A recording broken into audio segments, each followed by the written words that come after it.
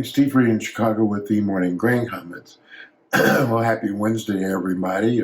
On reduced volume, we've got beans up about 6 cents at 10.14. Corn's up a penny at $4, while wheat, Chicago's unchanged at 5.49. Outside markets, stocks are higher after Trump announced a trade deal with Japan at 15% tariff. We also note that the dollar's a little bit higher, crude's a little lower, and gold's a little bit lower. I think the markets and the grains are kind of on hold, basically, trying to figure out, number one, what our final supply will be, and number two, what we think that the demand for that supply will be.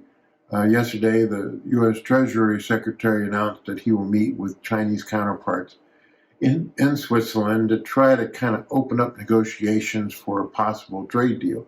But right now, it just seems like only a meeting between President Trump and Xi, maybe in October, would be able to break the ice for some kind of deal. As of now, U.S. ag goods are not expected to increase, with Brazil buying a bulk of their fall needs for beans from Brazil versus the U.S. As far as the demand is concerned, and we've got quite a few, or at least a few fundamentalists that are looking for the beans to see maybe exports at 1,600 for 25-26 versus USDA's 1,740.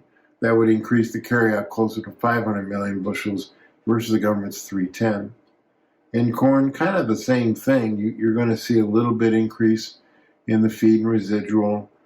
Crush will see a slight increase, but exports could be 2,400 versus the government's 2,675, which would increase the carryout a little over 2 billion bushels versus the government's 1,660. And in wheat, not much change. Crop of 1929, demand 1999 with a carryout of 895. We did see first day of the North Dakota annual wheat crop tour estimate the yield at 52 versus 50 last year, and the government's using 59 in their crop forecasting.